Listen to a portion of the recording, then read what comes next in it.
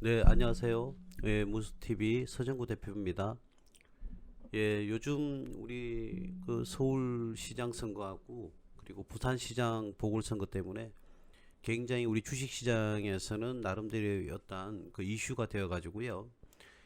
그 정치 관련 테마주들이 막 들썩이고 있습니다. 가장 심하게 들썩이고 있는 것은 당연히 뭐 윤석열 전 검찰총장의 사퇴, 그죠? 그 사퇴 이후로 지금 현재 이재명, 이낙연 씨가 앞서가던 그런 지지율을 우리 윤석열 검찰총장이 지금 월등히 앞서는 그런 결과가 나왔습니다. 그죠? 자, 그래서 근래에는 윤석열 관련 대선 테마주가 굉장히 막 들썩이고 있어요. 상승과 하락을 굉장히 급등과 급락을 지금 보여주고 있는데 우리가 기왕에 항상 이렇습니다. 투자를 하실 때 다른 우리가 그 대선 테마주는 일반적으로 위험하니까 접근하지 않겠다 이런 마인드를 가지고 계신 분들도 계실 거고, 아니다 대선 테마주는 이렇게 5년에 한 번씩 돌아오는 절호의 찬스다 뭐 이렇게 생각하시는 분들도 계신 것 같아요. 자, 제가 그래서 지금 대선 테마주와 관련해서 이 세 분의 세 사람의 세 번째 지금 이렇게 동영상을 촬영을 하고 있는데, 첫 번째는 우리 벌써 나와 있는 이재명, 이낙연, 이제는 윤석열 씨까지 합쳐서 그런 분들의 어떠한 대선 테마, 그죠? 관련 테마주는 기왕이 진행되어 있고 그리고 진행되어 왔고, 지금 윤석열 검찰총장 주의 윤석열 주는 지금 현재 많이 들썩이고 있다. 그런 와중에 있습니다. 일반적으로 우리가 대선주는요 두 가지로 나뉘거든요. 친인 맥주가 먼저 이렇게 상승을 합니다.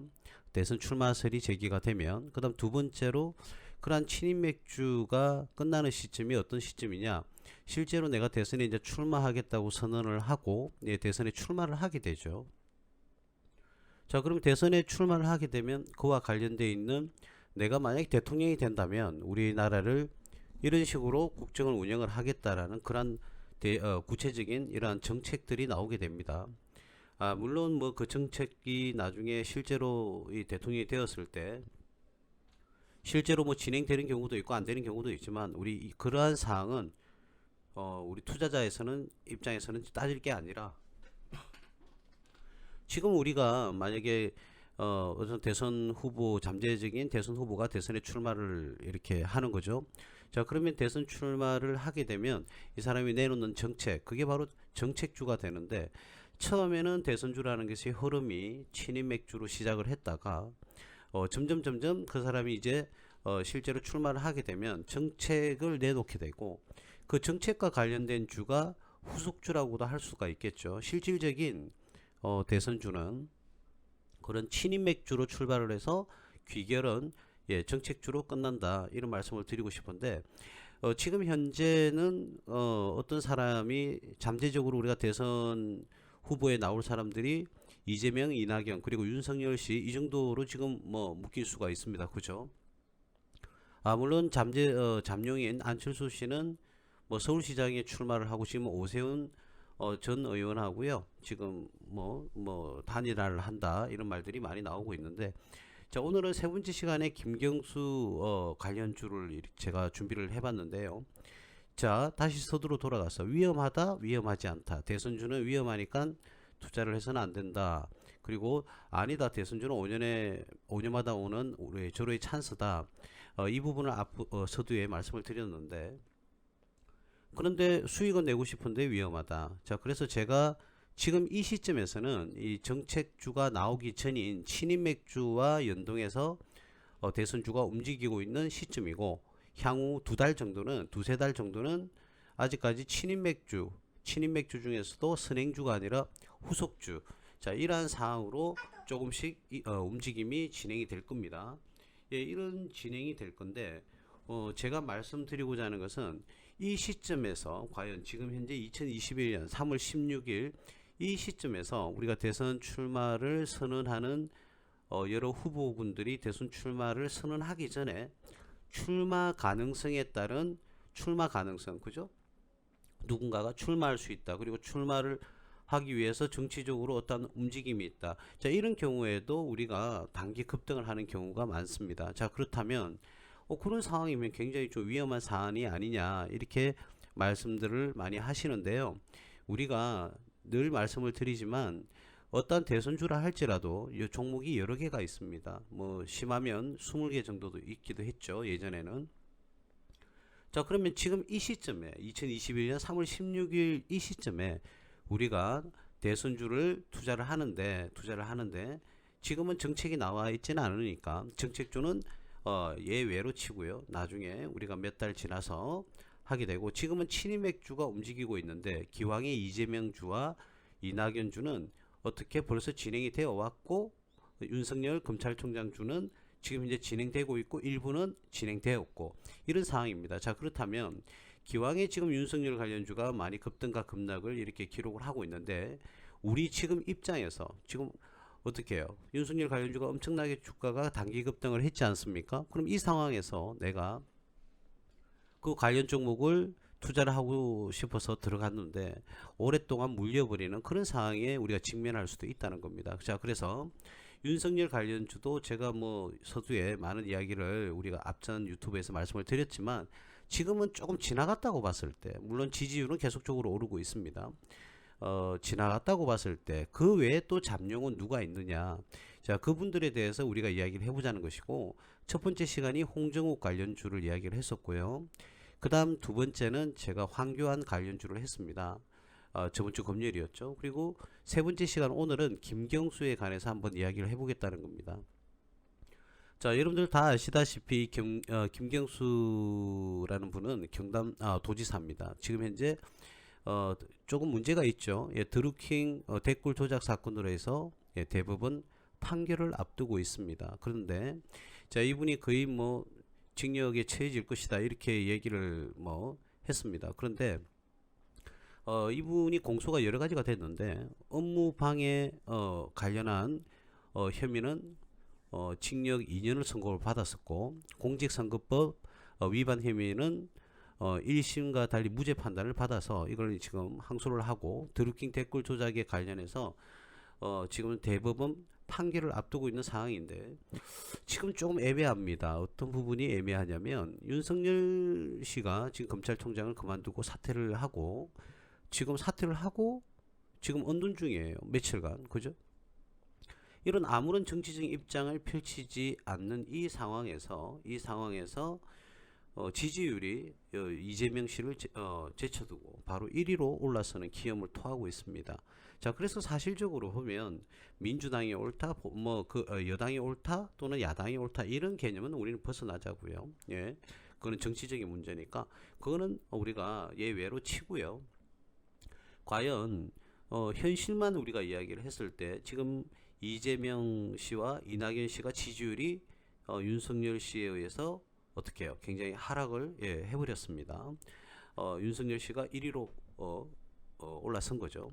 자, 그렇다면 제가 만약에 말이죠, 지금 민주당 입장에서는 나름 조금 긴장이 될 수가 있을 거예요. 그래서 이재명 카드를 들고 나올 것이냐 계속, 아니면 이낙연 씨의 지지율을 끌어올려서 이낙연 카드를 들고 나올 것이냐. 지금 현재로 우리가 현실적으로 봤을 때는 이재명 씨와 이낙연 씨는 두 사람 다 이 민주당에 소속이 되어 있습니다. 그죠?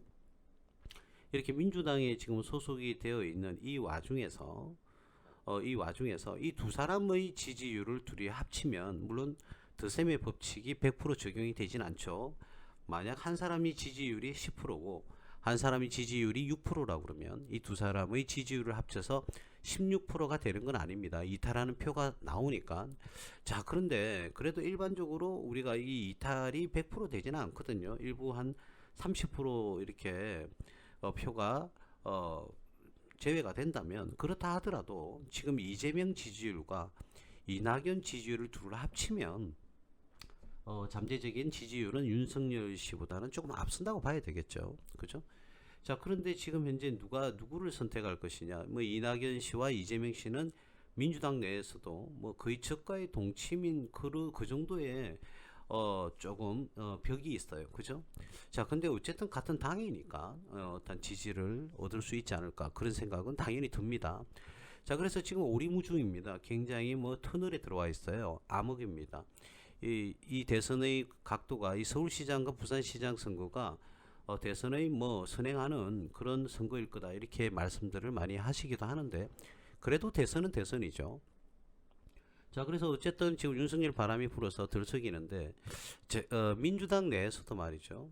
이재명 씨를 후보군으로 우리가 그대로 결정을 하느냐, 이낙연 씨를 후보군으로 결정하는가, 나름대로의 딜레마에 빠져가 있어요. 자, 그런데 이 두 사람의 좀 한계가 있습니다. 어떠한 한계가 있냐면 우리가 민주당이 대선에서 승리를 하려면 일반적으로 그 대선 후보는 PK에서 나와야 돼요. 부산, 경남에서 나와야 되는데 두 사람 다 이 부산, 경남하고는 상관이 없죠. 뭐 이재명 씨는 안동이 고향인 걸로 알고 있고 이낙연 씨도 뭐 전라도 쪽으로 이렇게 알고 있어요. 그러면 기왕에 이 전라도 쪽의 표를 받을 수는 있으니까 그죠? 민주당 후보들은 전라도 쪽에서의 지지율은 상당합니다. 그죠? 그리고 경북 지역에 있는 안동에 고향을 두고 있는 태어난 곳이 안동이죠. 이재명 씨가 그쪽은 철저한 이제 보수표가 결집이 되어 있습니다. 그래서 대선에서 승리를 하려면 어떠한 등식이 성립하느냐면 PK 출신이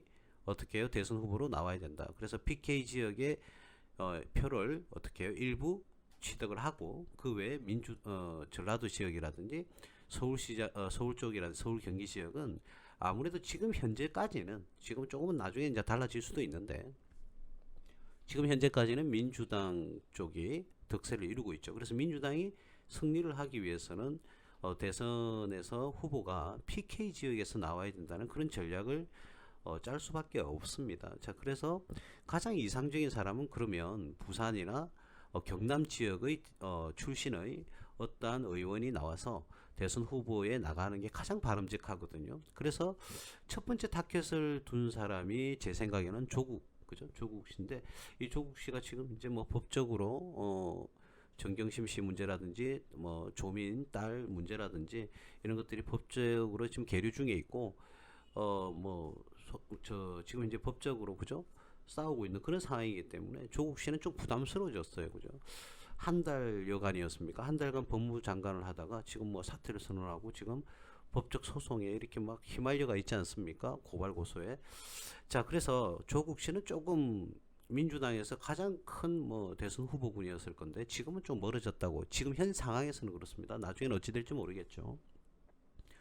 멀어졌다. 자, 그런데 아직까지 그러면 PK 지역에서 어떻게 해요? 대선 후보를 내세울 만한 사람은 누구냐? 그러면서 조건을 또 만족해야 됩니다. 친문파여야 되고 친노파여야 된다는 것이죠. 자, 그런 사람을 찾아봤더니 누가 그런 사람이 있느냐 했더니 유일하게 지금 현재 대선 후보감으로서 그 모든 것을 PK 지역이며 친노이며 친문이었던 사람은 누구냐? 바로 그러면서도 대선 후보감이 되느냐라고 봤을 때는 이 김경수 도지사가 가장 지금 현재로서는 조금 합당하다 이렇게 봐지는 거죠. 그래서 의외로 이 김경수 경남 도지사가 지금 현재 드루킹 조작으로 해서 대법원 판결이 만약에 말이죠 무죄로 선언이 된다면 급부상을 할 가능성이 굉장히 높습니다. 예, 물론 어제였습니까? 일요일이었습니까? 토요일이었습니까? 그 기자와 인터뷰를 했는데 대선에 나갈 뭐 의사가 있습니까라고 이야기를 했을 때 자기는 일단 지금 현 상황에서는 부울경의 어떠한 발전을 위해서 지금 제가 최선을 다할 수밖에 없다. 지금은 그 부울경 메가시티를 만드는 게 가장 큰 목적을 가지고 있고 거기에 에너지를 다하고 있다 이렇게 발표는 했지만 만약에 말이죠 그렇습니다. 여러분들 그 사실 아시죠? 이재명 씨가 대법원에서 판결해서 결국은 무죄를 선고를 받았어요. 뭐 각종 사건이 있었지 않습니까? 자, 그러자마자 이재명 씨가 어떻게 됐습니까? 지지율이 엄청나게 올라갔죠. 그때 당시 이후로 이낙연 씨가 부동의 1위를 차지했던 이낙연 씨가 2위로 현격한 격차로 2위로 밀려나게 되고 바로 이재명 씨가 1위로 올라서는 그런 기염을 토했죠. 자, 또 저는 만약에 말이죠. 이 김경수 도지사가 대법원 판결에서 무죄를 만약에 선고를 받는다면 충분히 그럴 가능성이 있다. 그리고 제가 좀 전에 말씀드렸던 PK 지역의 출신이고 또 어떤 친문파이면서 친노파였고 그죠? 예, 그러면서도 잠재적인 잠룡으로서 지금 현재 경남도지사를 어떻게 해요? 일을 하고 있고, 그죠? 예, 충분히 가능성이 있다 이런 생각이 드는 거죠. 그래서 일단은 이 김경수 도지사가 만약에 대법원에서 무죄를 선고를 받는다면 이 관련주도 굉장히 요동칠 가능성이 높다 이렇게 보는 거죠. 자, 그래서 이재명 관련 지지와 뭐 이낙연 관련 지지를 모아서 김경수에 어떻게 해요? 하나에 모아서 다음 대선에 출마를 시키는 그런 가닥을 잡을 수도 있을 겁니다. 물론 제가 뭐 정치에 대해서 뭐 입문을 한 것도 없고 제가 말하고자 하는 것은 이 정치 테마주를 운영을 하고 뭐 이명박주, 박근혜주 그리고 지금 현 대통령이 있는 문재인 관련주 등을 우리가 투자를 하면서 그죠? 이러한 요건들이 굉장히 주식시장에서는 중요하다. 예, 그래서 제가 서두가 좀 길었어요. 자, 그럼 만약에 이 김경수 지금 도지사가 만약에 무죄를 선고를 받는다면 우리가 미리 이렇게 하자는 거죠. 이 사람이 어떻게 대선 후보로서 뭐 언론에 대두가 되고 안 되고도 차이가 있겠지만 실제로 출마하고 안 하고도 예, 차이가 있을 겁니다. 그죠?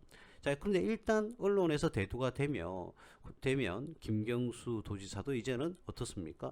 지지율을 부여를 받게 됩니다. 근데 이때 이재명 씨와 이낙연 씨의 참가 여부에 따라서 지지율이 좀 많이 달라질 건데 어쨌든 그 상황은 충분히 가능성이 있다. 김경수 도지사가 충분히 대선 잠룡으로서의 역할을 할 수가 있다. 자, 이런 측면에서 우리가 봤을 때 미리 관련한 김경수 관련주를 우리가 선매수를 하자는 겁니다. 선매수를. 자, 그런데 또 이렇게 이야기하시겠죠. 그러면 김경수 경남도지사가 만약에 내가 지금 매수를 했는데 이 사람이 유죄를 선고를 받으면 어떻게 하느냐. 자, 이렇게 대질문을 하실 수가 있어요. 뭐 당연한 말씀입니다.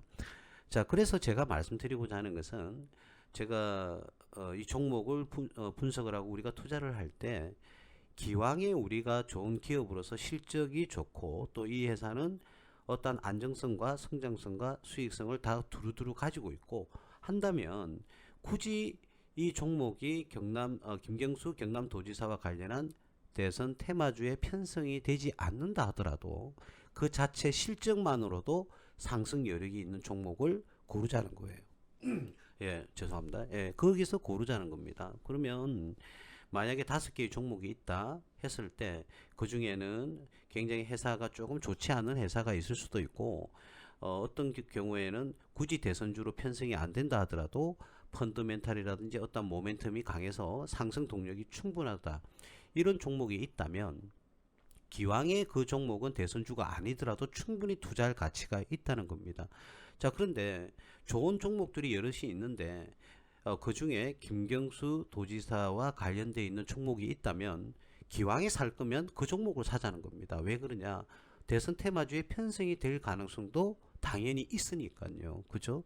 그럼 A, B, C가 있는데 좋은 종목이 A, B, C가 있어요. 근데 A와 B는 A, B, C가 세 개 다 기업이 좋은데 A와 B는 그냥 일반적으로 우리가 상승하는 실적주고 C는 일반적으로 실적주이기도 하지만 김경수 테마주로도 들어가 있다 한다면 이 세 개의 종목 중에서는 당연히 C를 골라야 된다는 겁니다.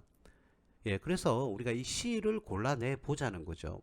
그죠? 그러면 어떻게 역으로 가야 되겠죠? 김경수 도지사 관련주를 먼저 체크리스트를 만들고 그 5-6개가 있다면 그 종목 안에서 가장 좋은 회사가 어떤 것이냐. 그죠? 어차피 테마주로 형성이 되어 있으니까. 그렇다면 그 종목에 투자를 해서 김경수 경남도지사의 테마주가 아니 되더라도 이 사람이 유죄를 선고받더라도 아무런 상관없이 그 회사 실적만으로도 저평가가 되어 있는 종목이라면 상승할 가치가 충분하다는 것이죠. 이런 차원에서 우리가 한번 투자를 방향을 모색을 해보자는 겁니다. 그래서 첫 번째로 제가 여러분들과 함께 할 종목이 바로 한국컴퓨터입니다. 자, 한국컴퓨터는 여러분들도 아시다시피 김경수 도지사의 관련주로서 거의 뭐 대장주 격으로 이렇게 움직임을 보이는데 자, 한번 2차례 정도 이렇게 움직였어요. 지금 움직이고 예, 조정을 받고 있는 예, 그런 구간입니다. 그죠? 예, 조정을 받고 있는데 제가 좀 화면을 크게 해볼까요? 자, 그래서 이 두 번의 어떠한 반등이 있었는데 과연 이때가 경남도지사의 김경수 주로서 상승을 했느냐 아니면 다른 이유로 상승을 했느냐.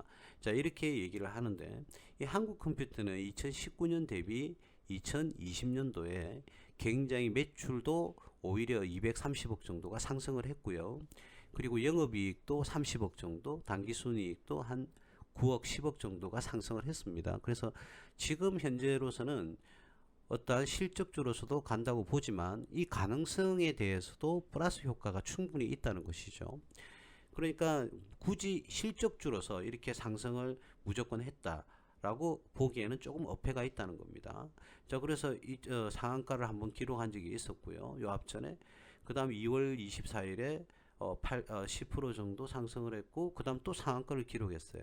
자, 그래서 2월 25일 이후에 2월 24일경에 우리가 상한가를까지 치솟았다가 다시 윗꼬리를 만들고 이렇게 내려오는 모습을 보이고 있는데, 자, 이 두 모습에서 과연 이 기업이 실적이 좋아서 뭐 다문 뭐 실적이 좋아서 이렇게 상한가를 기록하고 상한가까지 갔다가 윗꼬리를 만들고 이러지는 않을 거라는 겁니다. 그래서 이 종목은 김경수 도지사 테마주이기도 하면서 어떻습니까? 예, 그렇죠. 실적주이기도 하니까 기왕에 오를 때 좀 큰 폭으로 지금 오르고 있다. 예, 이렇게 말씀을 드릴 수가 있겠죠. 예, 지금 현재 한국과 컴퓨터 같은 경우에는요, 이 회사 자체가 굉장히 지금 현재 주가에서도 여러분들 참고하실 게 저평가되어 있다는 겁니다. 한번 볼까요? 지금 퍼가 뭐 8.66밖에 안 되고요. 업종 퍼가 77.44인데 본인의 퍼는 8.66밖에 안 된다. 굉장히 저평가가 되어 있죠. 그리고 벤자민 그레이엄이 항상 강조했던 PBR도요. 0.68 그리고 배당도 굉장히 좋은 모습을 보이고 있습니다. 자, 이 기업의 실적이 2018년도에는 손실을 기록하다가 2019년, 2020년도에는 더더욱더 실적이 좋아지는 모습을 보여주고 있습니다. 그죠? 자, 그래서 이러한 부분에서 충분히 실적도 좋고 좋고 주가도 상승을 했지만 이 기업은 현재까지도 굉장히 지금 저평가되어 있다. 이렇게 말씀을 드릴 수가 있겠고 이와 더불어 김경수 관련주에도 편승이 되어 있다. 자, 이런 부분을 본다 그러면 이 한국 컴퓨터 같은 경우는 아직까지는 상승 동력이 뭐 충분하다 이렇게 얘기를 할 수가 있겠고 만약 김경수 도지사가 만약 무죄를 선고를 받는다면 더더욱더 큰 폭으로 상승할 가능성은 충분히 있다. 예, 이렇게 말씀을 드릴 수가 있겠어요. 그렇죠? 자, 전체적인 이렇게 차트를 지금 보고 계신데 충분히 상승할 가능성이 높지 않을까. 예, 이렇게 봐집니다. 예, 그래서 이왕에 우리 김경수 관련주 중에서 그죠? 첫 번째로 제가 지금 한국 컴퓨터를 이야기했는데 첫 번째 분석은 한국 컴퓨터였어요. 충분히 기업이 안전하고 대선 테마주로 안 들어간다 하더라도 상승 동력이 있다. 이 정도 말씀을 드릴 수가 있겠고, 자, 두 번째는 우리 국영 GMM입니다. 이 국영 GMM은 굉장히 좀 뭐 우리 오랫동안 투자하신 분들은 잘 아시겠지만 예, 유리 관련 기업이죠. 국영 GM이. 근데 테마를 굉장히 많이 탑니다. 테마. 지금 현재요. 금방 우리 한국 컴퓨터와 국영 GM의 주가가 지금 장이 진행 중에 있는데 자꾸 들썩이고 있어요. 예, 밑에서 지금 들썩이고 있는데 왜 공교롭게 제가 방송을 할 때 이렇게 들썩이고 있는 건지는 모르겠는데 어쨌든 이 국영 GM은 우리 대선주로 편승이 굉장히 많이 되었던 종목 중에 하나입니다.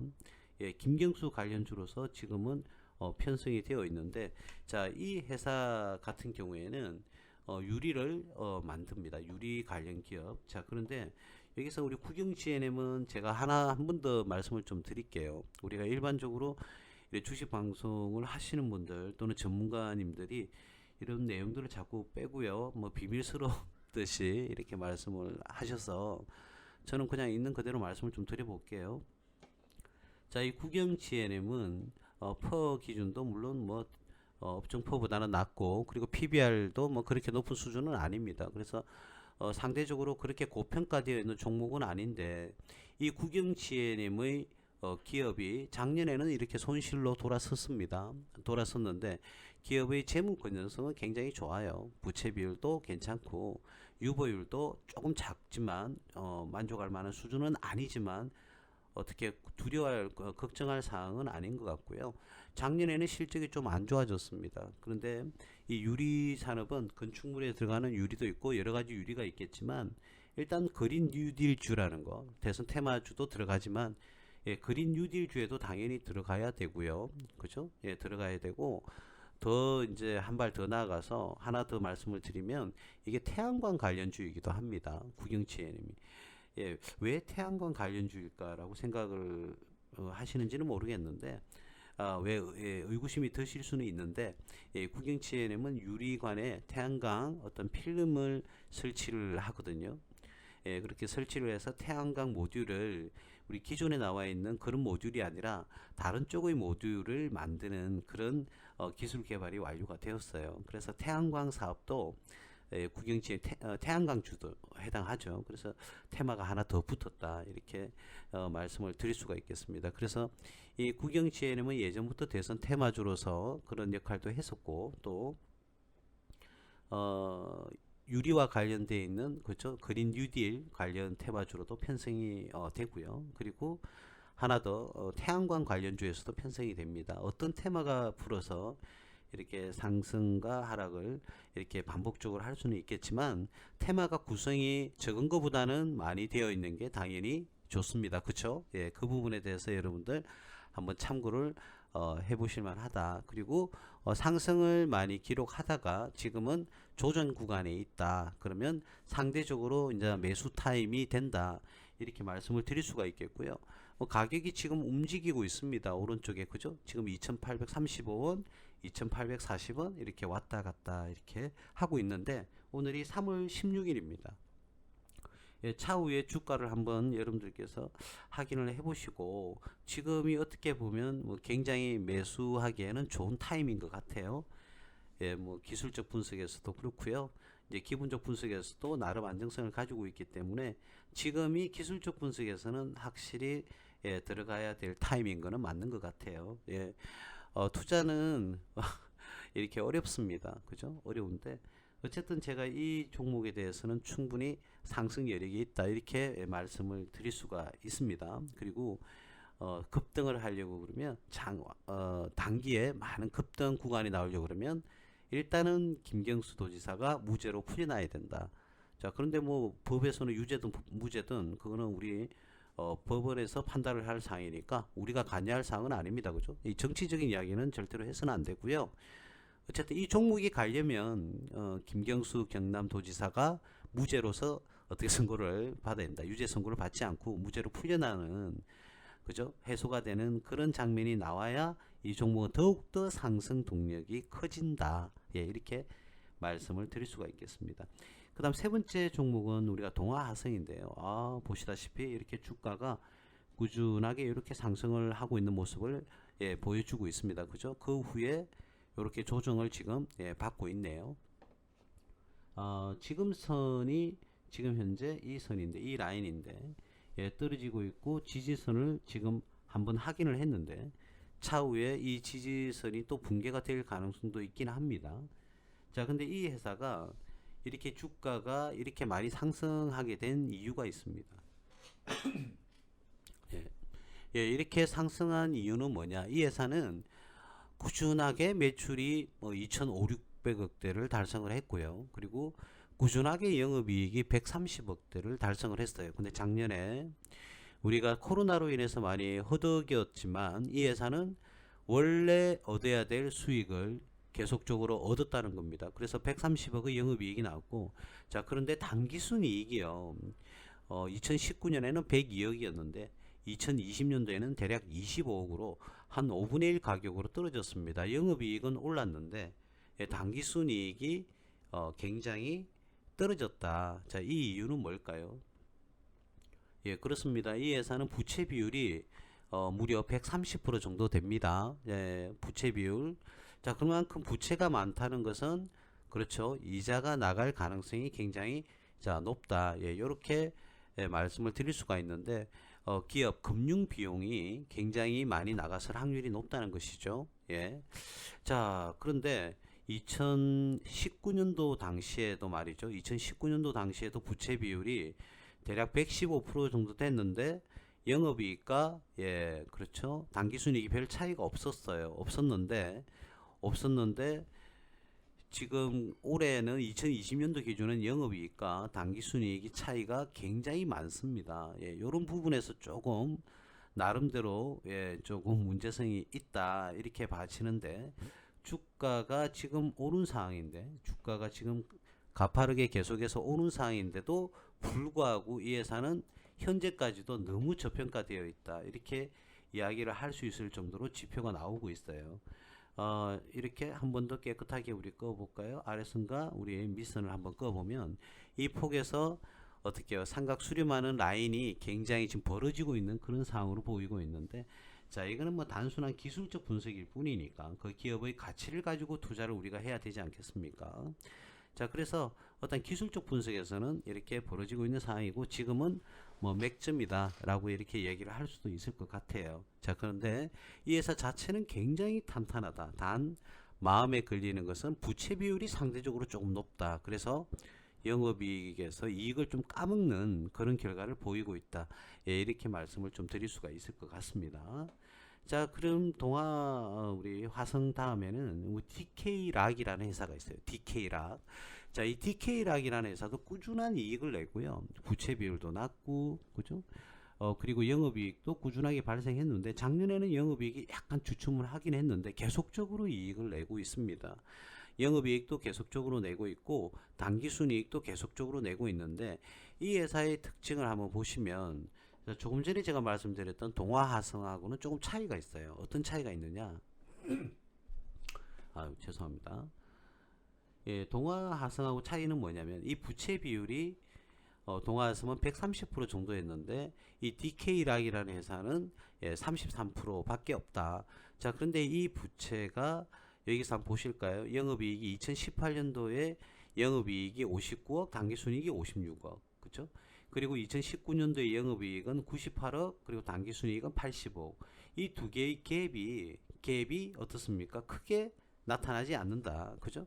그런 부분을 확인할 수가 있는데, 조금은 감소했죠. 영업이익보다 당기순이익이 조금은 감소했어요.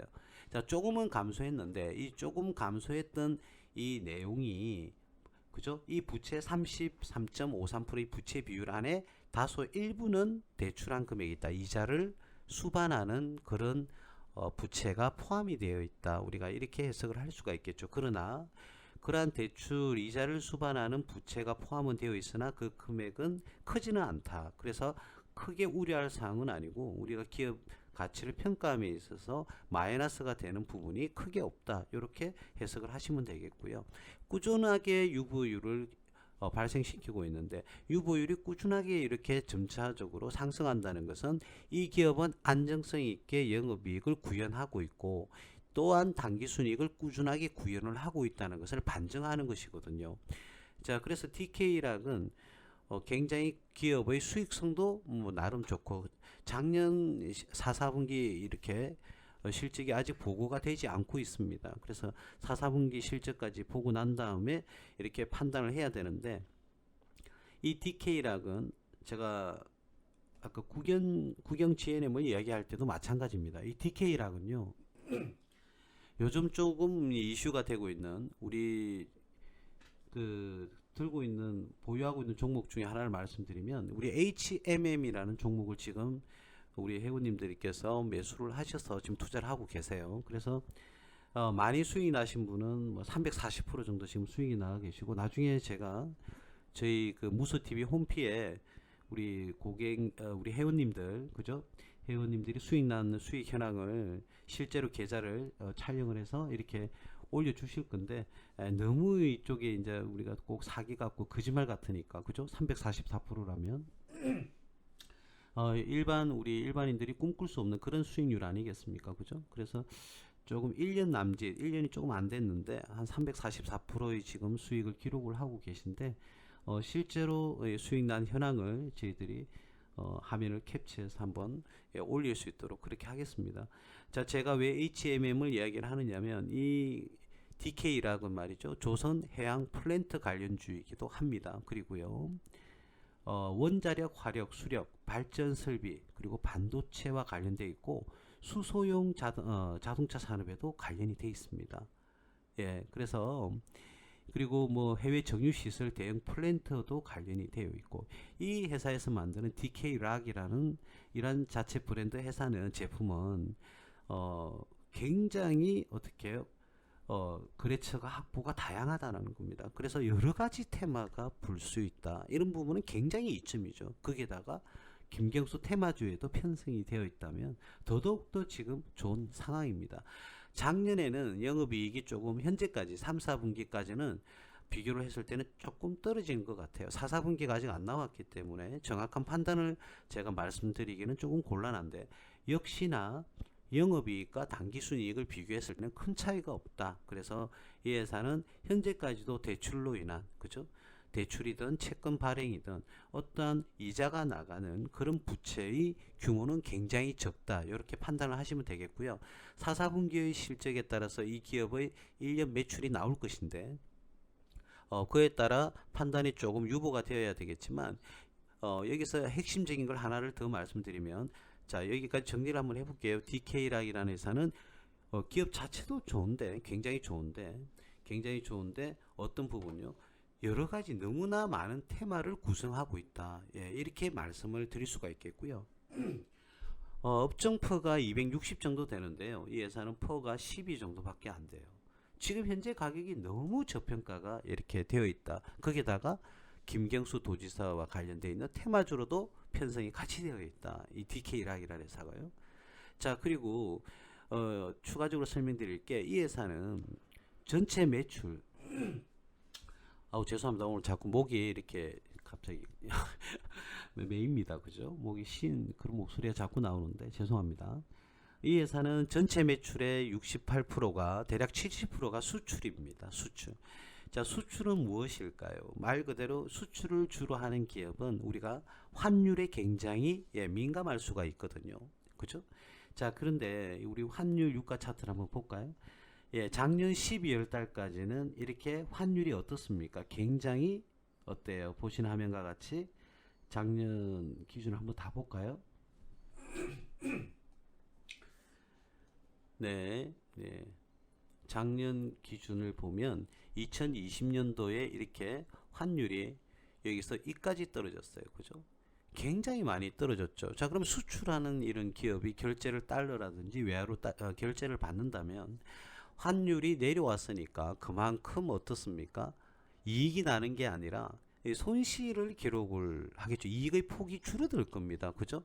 예, 그렇기 때문에 이런 부분, 환율이 이 기업의 매출은 70%가 수출인데 환율이 이렇게 하락했는데도 불구하고 1280원에서 얼마까지 떨어졌나요? 굉장히 많이 떨어졌죠. 1084원까지 떨어졌는데 대략 환율이 200원까지 떨어졌다.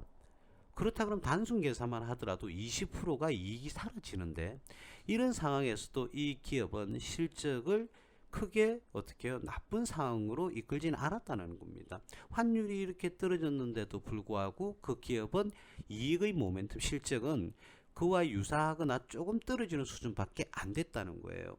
자, 그래서 우리 회원님들한테는 제가 말씀을 많이 드렸을 건데, 작년 12월 기준과 올해 1월 중순 기준에서 환율이 이제 드디어 쌍바닥을 찍었다. 왜? 미국의 경제 동향과 한국의 경제 동향, 즉 금리라든지 이러한 사항을 우리가 확인을 해보면 이제 환율은 거의 바닥을 찍고 상승 기로에 갈 수밖에 없다, 이런 말씀을 드렸는데요.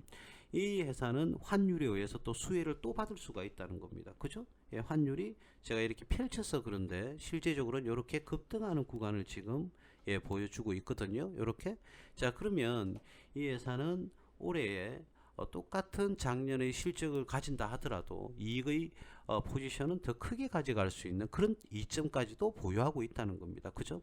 지금 현재 기업도 굉장히 지금 저평가가 되어 있고, 그죠? 저평가가 되어 있었고, 또한 여러 가지 테마도 구성하고 있고, 김경수 도지사의 테마주로도 편성이 어떻게 해요? 되어 있고, 물론 대선에 이렇게 무죄인지 유죄인지는 나중에 확인해 봐야 될 것이고, 어쨌든 가능성은 열려 있다는 것이고, 환율 상승으로 인해서 이 기업의 이익의 모멘텀은 더 커질 수밖에 없다. 예, 이렇게 말씀드릴 수가 있거든요. 자, 그래서 이 DK락이라는 회사도 굉장히 우리는 양호한 수준이다. 이렇게 말씀을 드릴 수가 있겠습니다. 제가 말씀드리고 있는 지금 김경수 관련주들은 예, 그렇죠. 대체적으로 이 김경수 관련주는 기업의 재무 건전성이나 또는 어떠한 안정성이나 수익성들이 대체적으로 좋은 기업들이 많이 구성이 되어 있습니다. 예. 그래서 제가 지금 우리가 네 가지 종목 한국컴퓨터, 국영-GNM, 동아하성 그리고 DK락까지 이렇게 말씀을 드리고 있는데 네 개 다 크게 뭐 문제가 될 회사는 없고요. 오히려 상승 여력이 제법 강력한 회사들로 많이 구성이 되어 있다. 예. 이렇게 말씀을 드릴 수가 있겠네요. 지금 현재 상황에서는 자, 이런 부분 지지선을 딛고 지금 반등하는 그런 모습을 보여주고 있는데 여러분들이 좀 관심을 가지시고 이 종목을 매수를 하실 건지 아닐 건지를 한번 검토해 보시기 바랍니다. 예, 제가 조금 말이 답답하더라고요. 어떤 부분이 조금 답답하냐면 기왕에 지난 것을 이렇게 많은 유튜브님들과 그리고 전문가님들이 이렇게 말씀들을 많이 하시고 그리고 어떤 유튜브님들은 앞으로 갈 종목 뭐 이렇게 하시면서도 실제로 종목 알고 있으면 뭐 들어오라고 했는데 제가 심심풀이를 한번 들어가 봤는데 종목 안 주더라고요.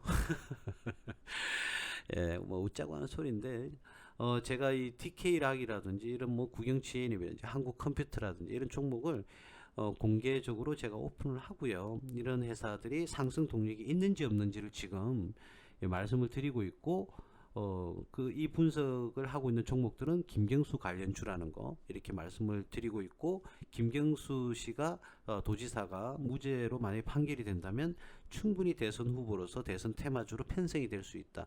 자, 이런 부분을 말씀을 드릴 수가 있겠습니다. 이때 이 시점에 이렇게 급격하게 상승을 하는 모습을 보였는데 자, 이때쯤이 뭐 김경수 관련주로서 이렇게 움직였는지 아니면 다른 이유에서 움직였는지 제가 뭐 확인은 안 되는데 간단하게 뭐 되겠죠. 이렇게 보면 국영-GNM도 9월경에 이렇게 급등을 하는 모습을 보였고 자, 동아하성도 한번 볼까요? 예, 작년 9월에 이렇게 급등하는 어디입니까? 여기죠. 급등하는 구간을 보였고 그렇다 그러면 좀 유사하게 그죠? 김경수 관련주들이 움직였던 게 작년 9, 10월이 아니었나 예, 확인을 해보면 바로 이렇게 나오는 거죠. 그죠? 예, 바로 나옵니다. 자, 그럼 마지막으로 한 종목만 더 볼까요? 유니크라는 회사가 있습니다. 자, 이 유니크라는 회사도 지금 상승과 하락을 반복을 하긴 했는데 이렇게 상승을 했고 지금 바닥선을 제가 너무 함부로 껐나요? 예, 바닥선을 이렇게 보면 거의 일치하고 있고 그리고 상승은 뭐 이런 식으로 상승을 선을 꺼볼 수도 있겠고 그죠? 상승선을 보수적으로 이렇게 꺼볼 수도 있겠네요. 그죠? 자, 그러나 이러한 뭐 상승 곡선 추세선은 중요한 것이 아니고 우리가 가장 중요한 것은 기술적 분석에서는 이 지지와 저항선 아니겠습니까? 예. 어느 선에서 지지를 받고 어느 선에서 우리가 저항대를 받느냐. 자, 이런 부분이 가장 중요한데 이 기업도 일단은 지지선에 헤딩하지 않고 반등하는 모습을 보이는데 이 라인까지는 한번 지켜보는 게 좋지 않을까 이런 생각이 들어요. 자, 이 차트를 보니까 이 회사는 그렇게 실적은 좋을 것 같지는 않습니다. 한번 볼까요? 예, 이 회사의 실적이 작년에 실적이 이렇게 나왔는데 그쵸? 2017년, 2018년, 2019년은 계속적으로 이익을 기록하다가 작년에는 이렇게 손실로 돌아섰네요. 코로나 여파가 조금 있기는 하겠죠. 아무래도 부채 비율은 뭐 111%니까 너무 걱정할 사항은 아니고 유보율은 적절하게 이루어지고 있는데 이 유보율이 그나마 유지가 되고 있는 것은 작년 이전까지의 실적은 그렇게 나쁜 실적은 아니었다라는 것을 대변하죠. 대변하고 있습니다. 근데 작년에 그리고 올해 지금 발생한 2020년도죠. 발생한 이 손실이 실질적으로 작년 분기를 보시면 눈에 딱 보이지만 1, 4분기와 2, 4분기에 손실을 기록을 했습니다. 그러나 3, 4분기와 4, 4분기에서는 이익으로 돌아섰다는 겁니다. 영업이익이. 물론 당기순이익은 4, 4분기에 손실을 기록이 됐지만 영업이익이 3, 4분기와 4, 4분기에서는 이익으로 다시 반전했다. 그렇게 해서 실제로 1, 4분기와 2, 4분기에 발생했던 그런 손실 폭을 줄였다. 이런 부분은 좀 긍정적으로 볼 수가 있겠죠. 그죠? 예, 그래서 이 회사가 마냥 지금 힘들어지고 있는 회사다라고 말하기에는 좀 부족함이 있다. 예, 이렇게 말씀을 드릴 수가 있겠어요. 유일하게 지금 김경수 관련주는 물론 다른 여러 종목이 있긴 합니다. 자, 그런데 이 유니크라는 회사가 유일하게 작년에 지금 손실을 아까 국영 GNM도 약간의 손실이 있었던 것 같은데 손실을 기록하지만 그 손실의 폭이 크지는 않다. 그리고 이 손실로 인해서 이 기업이 굉장히 힘들어지거나 뭐 부도가 난다든지 상장 폐지를 가기에는 가는 거하고는 전혀 거리가 멀다 이렇게 말씀을 조금 드릴 수가 있겠습니다. 제가 오늘은 김경수 관련주로서 여러분들을 만나 뵙고 있는데요. 한 5종목 정도를 이야기를 해봤습니다. 자, 그런데 대체적으로 이 김경수 관련 종목들이 대체적으로 기업 분석을 하면 안정적이고 그리고 재무 건전성이 충분히 있다. 그리고 수익성도 상승 동력도 충분히 많이 가지고 있다. 자, 그때마다 강조를 조금 종목마다 조금 달리 했습니다. 그죠? 예, 그래서 이런 부분을 여러분들이 좀 염두에 두시고 이런 종목에 관심을 좀 가지시고 여러분들이 지켜보시면 그리고 투자 활동을 하시면 좀 도움이 되지 않을까 예, 이런 생각이 듭니다. 예, 생각이 들고요. 여러분들 주식 세계에서는 뭐 여러 말들이 많아요. 뭐 예전에 우리 아주 뭐 투자의 대가들이 뭐 앙드레 코스탈란이라든지 뭐 벤자민 그레이엄, 존 템플턴, 워렌 버핏 그리고 뭐 피터 린치 이런 사람들 조지 소로스 뭐 펀드 매니저지만 자 뭐 로버트 기요사키도 있겠죠. 뭐 부동산의 대가지만 자 어쨌든 많은 투자의 대가들이 좋은 말씀들을 많이 하십니다. 자 그런데 투자에서 그런 격언들과 그런 좋은 말씀들을 우리가 익히고 듣고 마음에 새기고 하는데 제 생각에는 투자에서는 가장 중요한 것은 그 여러 말씀들 중에서 자기 자신에 대한 믿음이라고 생각을 합니다. 그런 믿음에서 어긋나게 되면 여러분들은 손절을 한다든지 투자 심리에서 실패를 하고 만다 이런 생각이 제가 들거든요. 저는 그걸 굉장히 강조합니다. 그래서 여러분들이 기왕에 여러분들이 많은 것을 고려하고 투자를 하실 건데 그렇게 많이 생각하고 어떻게 계산도 하고 예측도 하고 이렇게 종목을 고르실 거 아닙니까? 그죠? 그런 상황이 없이 투자를 하신다는 것은 조금 많이 위험하다. 그래서 주식 투자가 위험하다라고 말을 하시는데 정확한 분석을 통해서 안정성과 수익성을 확보한 상태에서 급등할 수 있는 종목도 충분히 많다는 거. 이 부분을 제가 말씀을 드리고 싶은 거예요. 자, 그렇게 해서 그러려면 많은 분석과 많은 연구와 어떻게 많은 시간을 할애해서 그죠? 연구와 분석을 해야 돼요. 자, 그럼 연구와 분석을 해서 여러분들이 선택한 종목을 조금 내려간다고 해서 손절을 한다든지 또 손실이 발생했다고 해서 스트레스를 받는다든지 이러시는 모습이 없으면 좋겠습니다. 여러분들이 분석하고 연구한 그런 연구 분석한 종목 그리고 투자한 종목에 의심을 너무 하시지 마시고 적절한 기간의 시간을 두어서 조금 지켜봐주는 예, 그런 시간이 좀 있었으면 좋겠어요. 우리 어른들이 이제 아기들이 자라는 모습을 보면 아기가 조금만 못해도 야단을 치고 그죠? 막 그러잖아요. 근데 이러면 안 돼, 저러면 안 돼, 학원 갔어, 몇 시에 왔어, 이런 식으로 이렇게 아기들을 막 혹독하게 뭐 하시는 분들도 계시긴 한데 물론 사랑해서 그렇겠죠. 사랑하니까 우리 아기들이 정말 잘 자라줬으면 좋겠다라는 그런 기대감에 그죠? 간섭을 많이 할 수밖에 없는 건 이해가 가는데 한 번은 우리 아기가 자전거를 타다가 넘어지면 그런 넘어지는 모습도 한번 그냥 지켜봐 주는 거죠. 한 번, 두 번 지켜봐주면 아기가 자전거를 타고 가다가 넘어지면 제일 먼저 하는 행동이 일어서는 게 아니라 넘어진 상태로 부모 얼굴을 본다잖아요. 그죠? 그럼 부모 얼굴을 봤을 때 부모가 부모 눈을 보고 어떻게 해요? 부모가 굉장히 화난 모습을 보이면 아기가 어떻게 해요? 거기에 대해서 엄청나게 축소된 그죠? 기가 죽는 모습을 보입니다. 그런데 그렇게 넘어지더라도 괜찮아라고 방긋 웃어주면 아기가 정말 아무렇지 않게 일어서서 방긋방긋 다시 자전거를 탑니다. 예, 우리가 투자했던 그런 종목도 우리가 그런 마인드에서 접근을 해주시자는 거예요. 내가 그렇게 연구 분석하고 투자를 했던 종목이라면 조금 손실을 기록한다 하더라도 예, 조금 지켜봐주는 그런 시간을 보내주시는 건 어떨까? 예, 이런 말씀을 드리면서 예, 오늘 방송은 김경수 관련주에 대한 예, 방송은 여기까지 하겠습니다. 예. 그리고 다음번에 진짜 세 번째 이렇게 대선 후보와 관련한 지금 현 시점에서 투자할 수 있는 대선 관련주에 대해서 말씀을 드리고 있는데 좀 후속적으로 4편, 5편 예. 1편이 홍정욱 관련주였고요. 2편이 황교안 관련주였습니다.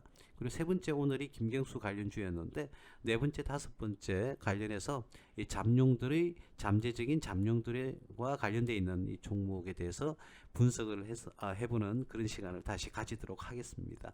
예, 오늘 약간 길어졌네요. 긴 시간 동안 함께 해주셔서 감사하고요. 또 다음에 4편, 5편을 들고 와서 여러분들과 함께 하겠습니다. 예, 무수TV 서정구 대표였습니다. 저희 무수TV 전문가님이 또 한 분 더 넣으셨어요. 많이 이뻐해 주시고요. 좀 관심 많이 가져주셨으면 감사하겠습니다. 예, 감사합니다. 오늘 여기까지 할게요.